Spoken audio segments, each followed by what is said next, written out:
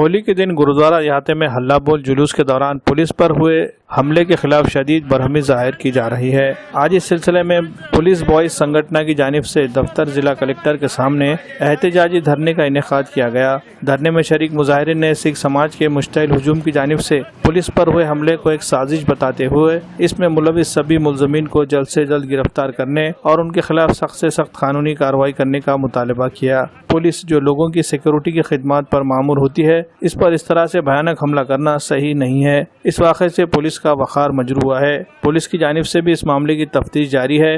अब तक पुलिस ने 20 से ज़ायद अफराद को गिरफ्तार भी कर लिया है और 400 से ज़ायद नामालूम अफराद के खिलाफ 3 अलग अलग मुकदमे दर्ज किए गए हैं। नांदेड़ पुलिस जिंदाबाद।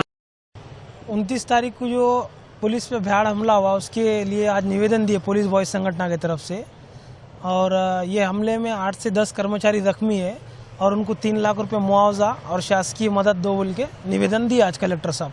और 2 दोषी है उनको कड़क कार्रवाई करो और आइंदा से ऐसे हमले नहीं होना, ऐसा बंदोबस्त करो बोल के बोले।